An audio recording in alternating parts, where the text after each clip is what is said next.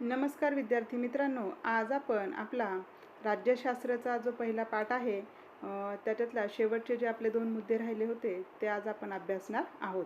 आपला पहिला पाठ महायुद्धोत्तर राजकीय घडामोडी.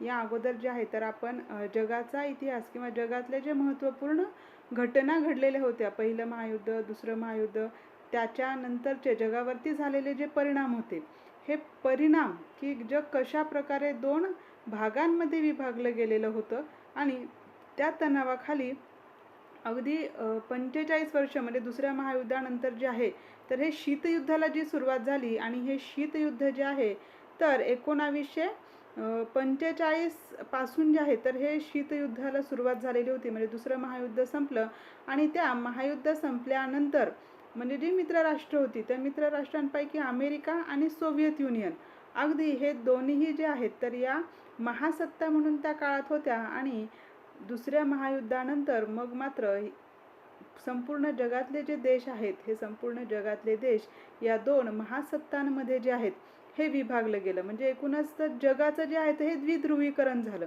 जग 2 भागांमध्ये विभागलं गेलं.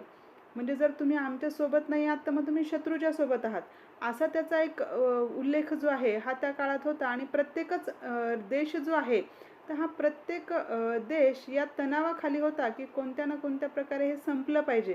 किंवा जर अमेरिकेसोबत आहेत तर सोव्हिएत युनियनच्या विरुद्ध, आणि जर सोव्हिएत युनियनच्या सोबत आहेत तर अमेरिकेच्या विरुद्ध. एका देशाचं जरी तुम्ही ऐकलं नाही किंवा एका महासत्तेचं जरी ऐकलं नाही तर तुम्ही काय झाले की तुम्ही ते विरोधी पक्षातले म्हणून असं त्या काळामध्ये ठरवलं जायचं. आणि म्हणून ही शीतयुद्धाची अखेर जी आहे म्हणजे शीतयुद्धाचा काळ आपण अभ्यासला की जो अतिशय जगासाठी जे आहे तर हे खूप असा राजकारणाचा खूप मोठा असा एक भाग या शीतयुद्धाने व्यापलेला होता. आणि त्याचा परिणाम असा झाला की मग शीतयुद्धानंतर जे आहे तर प्रत्येक जे गरीब राष्ट्र होती किंवा जी विकसनशील राष्ट्र होती, या विकसनशील राष्ट्रांना जे आहे की आपली स्वतःची प्रगती करणं आता गरजेचं वाटू लागलं. आणि म्हणून मग स्वतःची प्रगती करत असताना जे आहे तर अलिप्ततावाद याचा उल्लेख सर्वप्रथम भारताने म्हणजे आपल्या देशाचे जे पंतप्रधान होते पंडित जवाहरलाल नेहरू यांनी सगळ्यात अगोदर या शब्दाचा उल्लेख केला. आणि त्यांनी जे आहे तरी अलिप्ततावादी चळवळ जी आहे की आपण आपलं एकटं म्हणजे अलिप्त व्हायचं. तुम्ही 2 महासत्ता आहेत, तुमच्याकडे सगळं काही आहे, तुम्ही तर तुमच्या आधिपत्याखाली न राहता आम्हाला आमच्या देशाचा जो विकास साधायचा आहे, आर्थिक बाबतीत असेल, सामाजिक बाबतीत असेल, आणि तो साधण्यासाठी जे आहेत की अलिप्त होणं. आणि म्हणून ह्या अलिप्ततावादी चळवळीला त्यानंतर मोठ्या प्रमाणावरती जे आहे तर हे महत्त्व मिळालं. आणि अलिप्ततावादी चळवळ ही बऱ्याच अंशी जी आहे ही या ठिकाणी जे आहे तरी तिचं मूल्यमापन जर केलं ती बऱ्याच अंशी जी आहे तर ही शीतयुद्ध संपवण्यास किंवा अलिप्ततावादी चळवळीने जे आहे तर शीतयुद्ध जरी संपलं नाही पण अलिप्ततावादी चळवळ जी आहे तर त्याच्या अनुषंगाने एक झालं की जे अल्पविकसित किंवा जे विकसनशील जी राष्ट्र होती ती मात्र या चळवळीने एकत्र आली. आणि त्यांना स्वतःचे जे बदल आहेत आपल्या देशामध्ये होणारे जे आर्थिक किंवा सामाजिक बदलांचे बरेचसा जो भाग आहे किंवा जे प्रवाह की जे आंतरराष्ट्रीय स्तरावरती येत होते ते राजकारणात आणले गेले. आणि या आंतरराष्ट्रीय राजकारणामध्ये जे आहे तर या अविकसित किंवा विकसनशील राष्ट्रांना जे आहे तर मोठ्या सन्मानाने उभं राहण्याचा एक विश्वास जो आहे तर या अलिप्ततावादी चळवळीने दिला, असं या अलिप्ततावादी चळवळीचं मूल्यमापन या ठिकाणी सांगता येईल. आता आज आपण आपला मुद्दा बघणार आहोत की शीतयुद्धाची अखेर, की शीतयुद्ध संपलं म्हणजे एकूण राजकारणाच्या जगाच्या राजकारणाचा जो 40-45 वर्षाचा जो भाग होता की त्या ठिकाणी राजकारण संपूर्ण जगाचं सुरू होतं. आणि त्याच्या शेवट 1945 पासून जागतिक राजकारणात प्रभावी असलेले शीतयुद्ध नंतर संपुष्टात आले. शीतयुद्धाची अखेर ही एक मागील शतकाच्या शेवटी झालेली अत्यंत महत्त्वाची घटना होती. शीतयुद्धाची अखेर होण्यास अनेक बाबी कारणीभूत होत्या. म्हणजे शीतयुद्ध संपण्यासाठी ज्या बाबी कारणीभूत होत्या किंवा ते संपलं त्याच्या मागे काय कारणं होती, तर पहिलं असं होतं की सोव्हिएत युनियनने आर्थिक खुलेपणाचे धोरण स्वीकारले आणि राज्याचे अर्थव्यवस्थेवरील नियंत्रण शिथिल केले. की पहिलं जे आहे की अर्थव्यवस्था जी आहे तर ही सगळ्यांसाठी खुली करण्यात आली की जी अर्थव्यवस्था किंवा इतर जे राष्ट्र होती या ठिकाणी, तर या गोर्बाचेव जे होते, मिखाईल गोर्बाचेव, हे जेव्हा त्या ठिकाणी तत्कालीन अध्यक्ष म्हणून आले, तेव्हा त्यांनी बऱ्याच मोठ्या प्रमाणात ज्या काही बदल किंवा त्यांचा जो विचार करण्याचा जो भाग होता, इतक्या वर्षाचं जे सोव्हिएत युनियनचं जे म्हणजे एक प्रकारे त्याचं राजकारणाची जी परिस्थिती होती किंवा जो विचारधारा होती, तर ती त्यांना मान्य नव्हती. आणि मग यामध्ये जे आहे तर सोव्हिएत युनियनने काय केलं, तर आर्थिक खुलेपणा जो आहे, म्हणजे बऱ्याच बाबतींमध्ये जो आहे, तर हा खुलेपणा दिला गेला. त्यानंतर सोव्हिएत युनियनचे तत्कालीन अध्यक्ष मिखाईल गोर्बाचेव, आता हे मिखाईल गोर्बाचेव यांनी जो महत्त्वपूर्ण असा बदल, म्हणजे त्या काळामध्ये सोव्हिएत युनियनचे हे अध्यक्षपदी येऊन, म्हणजे ह्यांचं जे विचारधारा होती, तर ही विचारधारा त्यांची जी आहे तर ही म्हणजे मोकळ्याची होती, की आपल्याला आता सोव्हिएत युनियन किंवा अमेरिका ह्या दोन भागांमध्येच न राहता, की आपल्या सोव्हिएत युनियनचा विकास कसा होईल, अधिकाधिक जे इतक्या दिवसांपासून फक्त जे एक प्रकारचं अमेरिकेला कसं हरवायचं किंवा कशा पद्धतीनं आपली सत्ता काबीज करायची हेच न ठेवता, कशा पद्धतीनं अधिकाधिक जे आहे तर अर्थव्यवस्था जी आहे अधिक बळकट करता येईल, म्हणून त्या काळी त्यांनी दोन महत्त्वपूर्ण जे बदल त्या काळात केले गेले, तर ते होते, एक म्हणजे पेरेस्ट्रोइका म्हणजे पुनर्रचना, आणि दुसरं होतं ग्लासनोस्त. ग्लासनोस्त म्हणजे खुलेपणा. तर ग्लासनोस्त म्हणजे ग्लास, GLASS आपण जो ग्लास म्हणतो, तर ग्लास म्हणजे काय, तर पारदर्शकपणा त्याच्यामध्ये आहे, म्हणून त्याला जे आहेत हे दोन महत्त्वपूर्ण जे बदल त्या काळात किंवा ही जी दोन धोरणं त्यांनी आणली गेली, तर या दोन धोरणांमुळे जे आहे तर सोव्हिएत युनियनचं जे आहे तर हे शीतयुद्ध संपण्यामध्ये महत्त्वपूर्ण भाग होता. या धोरणांमुळे काय झालं, तर माध्यमांवरील नियंत्रण कमी झाले. आता पुनर्रचना किंवा ज्याला आपण पेरेस्ट्रोइका म्हणतो, तर ही पेरेस्ट्रोइका म्हणजे काय, तर राजकीय आणि आर्थिक क्षेत्रात जे महत्त्वपूर्ण बदल झाले. तर राजकीय क्षेत्रात काय बदल झाला बघा विद्यार्थ्यांनो, की सोव्हिएत युनियन जे आहे, तर सोव्हिएत म्हणजे काय, तर एक समिती किंवा कमिटी ज्याला आपण म्हणतो. सोव्हिएत या शब्दाचा अर्थ होतो कमिटी. आणि मग ही जी कमिटी आहे, या कमिटीवरती पूर्वीपासून जे आहे, तर या कमिटीमध्ये पूर्वापार जे चालत आले होते, तर जे मेंबर्स जे होते किंवा जे त्याचे अधिकारी होते, तर ते तिथलेच कोणीतरी निवडले जायचे, की वर्षानुवर्ष जे त्या ठिकाणी मेंबर्स किंवा अधिकारी आलेले आहेत, तर त्याच अधिकाऱ्यांमधला जो आहे, तर जो सगळ्यात बलशाली असेल, बलाढ्य असेल, जसं आपण बघतो ना, की आपल्याकडे जसं संस्था आहेत, तर ज्याची संस्था असेल तोच पुढे त्याचा संस्थेचा चालक होतो किंवा त्याचा मुलगा होतो किंवा अजून कुणीतरी त्याच्याचपैकी एक कुणीतरी त्याचा आधिपत्य जे आहे हे त्याच्याकडे येत असतं.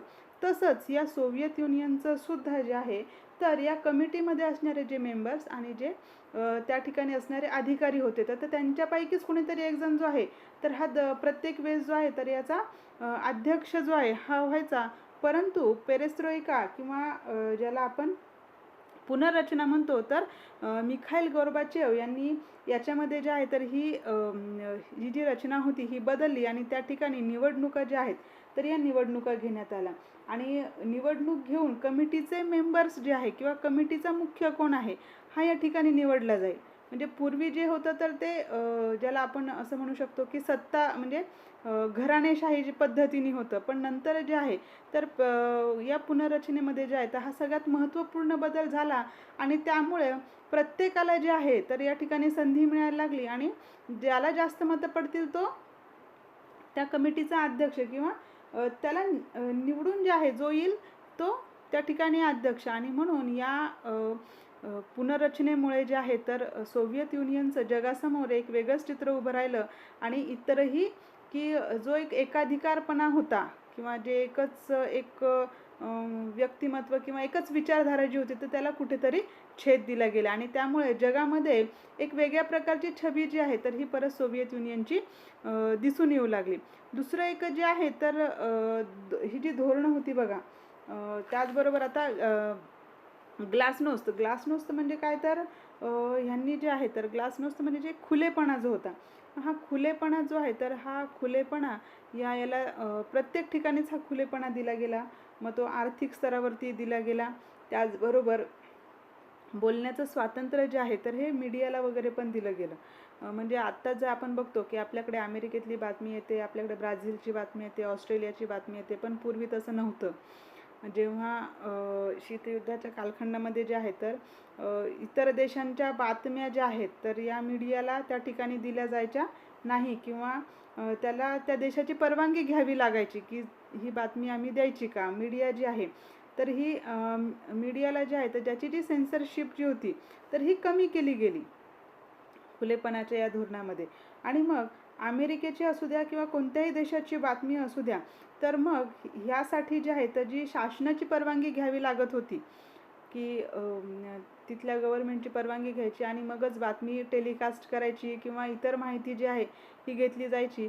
तर त्याला कुठेतरी निर्बंध करण्यात आला आणि त्यात महत्त्वपूर्ण असे बदल करण्यात आले. त्याच्यामुळे अमेरिकेची बातमी असू द्या किंवा कोणत्याही देशाची बातमी असू द्या, माध्यमांवरचं जे नियंत्रण होतं हे त्या ठिकाणी कमी केलं गेलं आणि त्यांना जे आहे तर हे मुभा जी आहे ही मुभा त्या ठिकाणी दिली गेली की बोलण्याचं जे स्वातंत्र्य आहे, कोणत्याही बाबतीत त्यांना एखाद्या मुद्द्यावरती स्वतःचा विचार मांडणं हे त्या ठिकाणी त्यांना स्वातंत्र्य दिलं गेलं. त्याचबरोबर मनोरंजन क्षेत्रामध्ये जे आहे तर देशातील जे चित्रपट किंवा गाणे हे जे होते तर हे त्याच देशात जे आहे हे दाखवले जायचे. त्यांच्याच ह्याच्यातले इतर देशातले गाणे किंवा चित्रपट जे आहेत हे तेव्हा दाखवले जायचे नाहीत. आणि म्हणून मग त्यानंतर जे बदल झाले किंवा जो खुलेपणा आला त्याच्यामध्ये मग इतर देशातले चित्रपट गाणे हे सुद्धा त्या ठिकाणी दाखवले जाऊ लागले. आणि म्हणून या सगळ्यांचा जे आहे तर अमेरिकेतली पिक्चर्स असतील किंवा अमेरिकेत असणारी गाणी असतील किंवा त्या ठिकाणी होणारे जे काही कार्यक्रम असतील ते सोव्हिएत युनियन या ठिकाणी सुद्धा ते होऊ लागले. आणि त्यामुळे माध्यमांवरचं नियंत्रण कमी झालं. मनोरंजन क्षेत्रामध्ये जे आहे त्या जे बदल आहेत ते घडले गेले. त्याच्यामुळे सामाजिक स्तरावरती सुद्धा बरेच मोठे बदल जे आहेत हे त्या काळात घडून आले. आणि त्यामुळे सोव्हिएत युनियनचं जे काही त्याचबरोबर जे काही दस्तावेज म्हणजे त्याच्या ज्या काही गुप्त म्हणजे त्यांचे जे काही पुरावे होते किंवा जे त्यांच्याकडे असणारे जुने दस्तऐवज होते साहित्यिक स्वरूपाचे, सांस्कृतिक स्वरूपाचे, ते सुद्धा त्यांनी जगासाठी खुले केले. असा हा खुलेपणा आणि पुनर्रचना यामुळे जे आहे तर ह्या सोव्हिएत युनियनचं किंवा शीतयुद्ध संपण्याचं हे एक महत्त्वपूर्ण कारण या ठिकाणी म्हणता येईल. त्यानंतर तिसरं जे आहे बघा, पूर्व युरोपमधील सोव्हिएत युनियनच्या प्रभावाखाली देशांनी भांडवलशाही व लोकशाही मार्गाचा स्वीकार केल्यामुळे तेथील राजवटी बदलल्या. की बऱ्याच अंशी जे आहे तर या ठिकाणी जे करार झालेले होते, पोलंड, इंग्लंड, हंगरी, रोमानिया ही जी त्या काळातली राज्य होती तर या काळामध्ये जे आहे तर काही ठिकाणी जे आहे तर वर्सा करार होता. आणि मग या ठिकाणी त्यांनी जे आहे या देशांनी जे आहे की भांडवलशाही आणि लोकशाही मार्गाचा त्यांनी स्वीकार केला. आणि त्यामुळे तिथल्या ज्या काही राजवटी होत्या या शांततापूर्ण मार्गाने बदलल्या गेल्या. पण त्याचबरोबर जे आहे फक्त एक जो भाग होता रोमानिया या ठिकाणी काही प्रमाणामध्ये म्हणजे थोड्याशा प्रमाणामध्ये हिंसक वळण त्याला लागलं. बाकी सर्व भागांमध्ये जे आहे तर अतिशय शांततापूर्ण मार्गांनी जे आहे तर या राजवटी बदलल्या गेल्या. त्यानंतर सोव्हिएत युनियनचं जे विघटन झालं व त्यातून अनेक नवीन राष्ट्रे निर्माण झाली आणि त्यातला सगळ्यात मोठा होता ते म्हणजे रशिया. हा सगळ्यात मोठा देश म्हणून त्या ठिकाणी नावारूपाला आला. डिसेंबर 1991 मध्ये जे आहे तर हे सोव्हिएत युनियनचं किंवा कोल्ड वॉर ज्याला आपण म्हणू शकतो तर याची संपुष्टात आलं. कारण की डिसेंबर 1991ला जे आहे तर हे सोव्हिएत युनियनचं विघटन झालं. आणि या विघटनानंतर मग कोणतंच असं एक पॉवरफुल असं काही राहिलं नाही की एवढं मोठं. आणि सगळे त्याच्यामध्ये मग छोटी छोटी अशी ही राष्ट्र अनेक निर्माण झाली. आणि त्यामुळे 15 देश जे आहेत वेगळे हे स्वतंत्र झाले या सोव्हिएत युनियनमधून. आणि सगळ्यात मोठा होता त्याच्यामध्ये रशिया.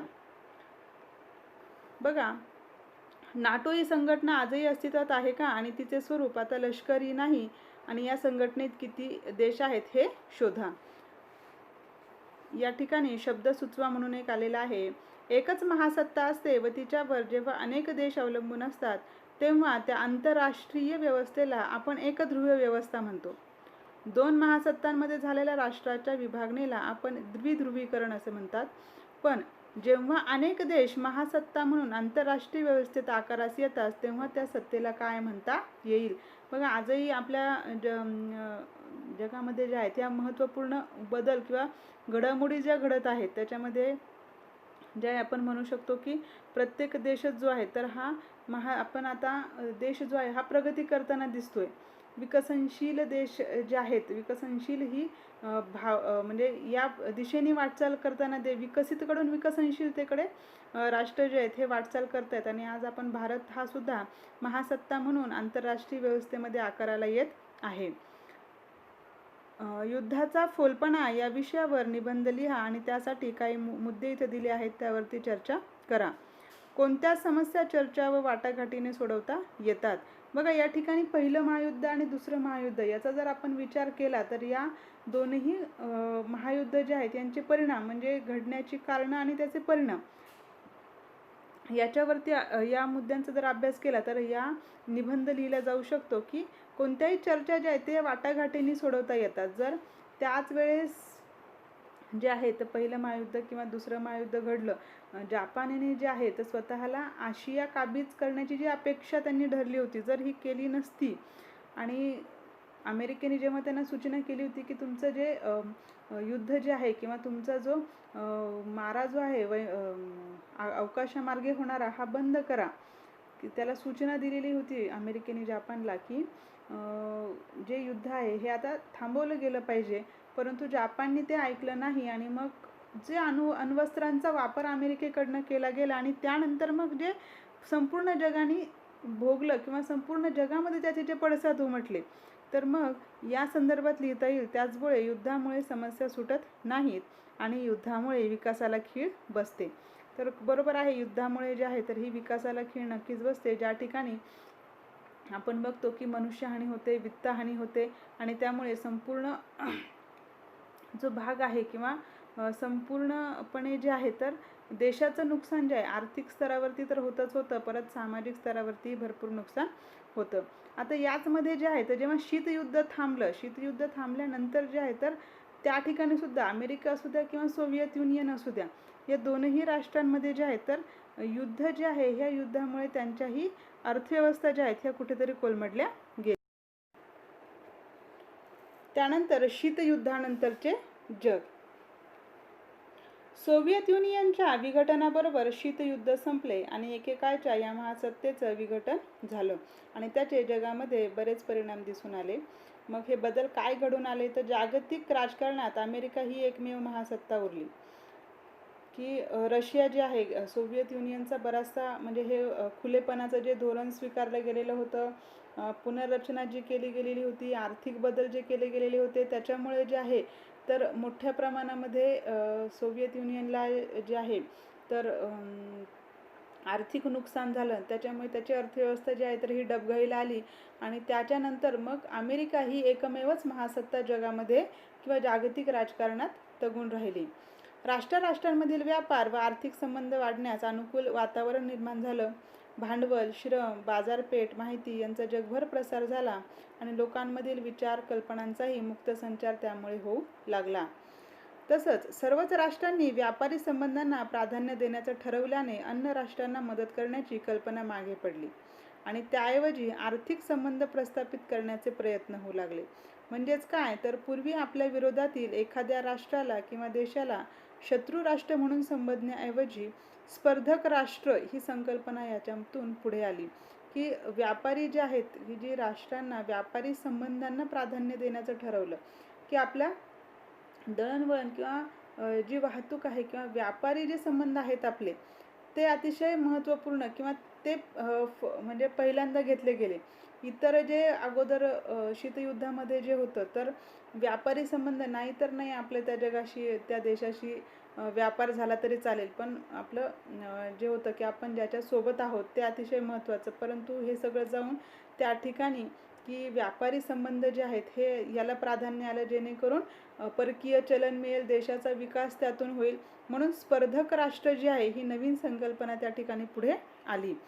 संयुक्त राष्ट्र या संघटनेच्या जबाबदारीत वाढ झाली आणि जागतिक शांतता व सुरक्षितता टिकवण्यासाठी संयुक्त राष्ट्रांना अधिक ठोस प्रयत्न करावे लागत आहेत. संयुक्त राष्ट्र हे अतिशय महत्त्वपूर्ण अशी संघटना जी आहे की दुसऱ्या महायुद्धानंतर जी आहे जी संपूर्ण जगामध्ये जी आहे तर ही कार्यान्वित झाली आणि या संघटनेच्या जबाबदारीत मात्र या शीतयुद्धानंतर जी आहे ही मोठी वाढ झाली की परत युद्ध जे आहे हे युद्ध होऊ नये म्हणून. पर्यावरण रक्षण, मानवी हक्कांची जोपासना, स्त्री पुरुष समानता, नैसर्गिक आपत्तींचा सामना या सर्व बाबींना जागतिक स्वरूप प्राप्त झाले की या सगळ्या ज्या बाबी आहेत किंवा या फक्त देशापुरत्या मर्यादित न राहता त्या संपूर्ण जगभर जे आहेत या चर्चेला जाऊ लागल्या आणि जेणेकरून एक देश जे आहेत हे एकमेकांसंदर्भात जे आहेत तर या विषयांवरती या मुद्द्यांवरती जे आहे तर हे चर्चा विमर्श करू लागले. त्याबद्दल जे आहे तर समस्या निराकरणासाठी जे आहे तर हे देश एकमेकांसोबत काही करारही करू लागले. त्याचबरोबर त्या संदर्भामध्ये परिषदांमध्ये या सगळ्यांचा जो आहे तर हा विचारही होऊ लागला. त्यानंतर आहे जागतिकीकरण म्हणजे काय. बघा 1991ला जे आहे हे शीतयुद्ध ची अखेर झाली आणि त्यानंतर जे आहे तर हे जागतिकीकरण जे आहे आणि 1991ला भारताने सुद्धा जागतिकीकरण स्वीकारलेलं होतं. शीतयुद्धानंतर व्यापार व आर्थिक संबंधांमध्ये खुलापणा आला. म्हणजेच काय झालं तर भांडवल, श्रम, बाजारपेठा आणि माहितीचे जगभर संचरण होऊ लागले म्हणजे हे सगळे आपसामध्ये इतर जे देश आहेत या सगळ्यांची देवाणघेवाण करू लागले. जगभराच्या लोकांमध्ये विचार कल्पनांची देवाणघेवाण वाढली. माहिती तंत्रज्ञानातील क्रांतीने जगातल्या घटना व घडामोडी सर्वत्र कळू लागल्या. देशांच्या सीमारेषांना पूर्वी इतके महत्त्व राहिले नाही आणि या सर्व प्रक्रियांना जागतिकीकरण असे म्हणतात. ही जी संपूर्ण व्याख्या आहे की देशांच्या सीमारेषा ज्या आहेत या सीमेला आता महत्त्व राहिलं नसून त्या ठिकाणी इतर जे काही बाबी होत्या की त्या देशातल्या घटना घडामोडी या एकमेकांसोबत ज्या आहेत या शेअर करणे, त्याबद्दल बोलणे, त्याबद्दल एकमेकांसोबत समस्या निराकरण करणे यासारखा जो भाग आहे हे जे आहे हे घडू लागलं. जागतिकीकरणाचे जसे काही फायदे झाले तसेच काही तोटे सुद्धा झाले. काय तोटे झाले तर विविध राष्ट्रांच्या अर्थव्यवस्था परस्परांशी जोडल्या गेल्याने व्यापार वाढला, आर्थिक एकत्रीकरण वाढले, बाजारपेठांमध्ये मुबलकता आली. परंतु त्याचबरोबर गरीब व श्रीमंत राष्ट्रांमधील दरी काही कमी झाली नाही.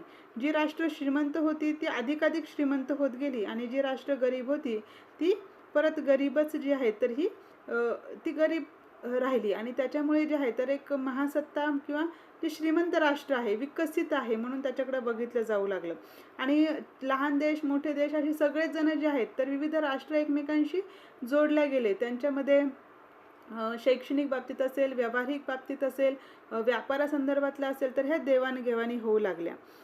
आता या प्रकरणात आपण 1945 पासूनच्या जागतिक घडामोडींचा अभ्यास केला. त्याचबरोबर शीतयुद्धकालीन जग, त्यातील शस्त्रास्त्र स्पर्धा, निशस्त्रीकरणाचे प्रयत्न हे आपण समजून घेतले आणि जागतिकीकरणाचा अर्थही अभ्यासला. आता पुढील प्रकरणात जे आहे तर हे आपण भारताच्या परराष्ट्र धोरणाचा अभ्यास करणार आहोत की या संदर्भात जे आहे ते जगाचं जे आहे तर जग हे या पद्धतीने जे आहे ते या महत्त्वपूर्ण घडामोडी घडल्या आणि त्यानंतरचा जो भाग आहे की त्यानंतर भारताचं जे परराष्ट्र धोरण होतं इतर राष्ट्रांसोबत कशा पद्धतीने आपले संबंध असले पाहिजे हे आपण आपल्या पुढच्या म्हणजे दुसरा जो पाठ आहे याच्यात अभ्यासणार आहोत. या पाठामध्ये तुम्हाला जे काही समजलं नसेल ते तुम्ही अधोरेखित करून तुमच्या फोटो काढून जे आहे हे ग्रुपवरती सेंड करा. त्याचबरोबर याचा स्वाध्याय जो आहे तर हा स्वाध्यायही प्रत्येकाने सोडवायचा आहे. धन्यवाद.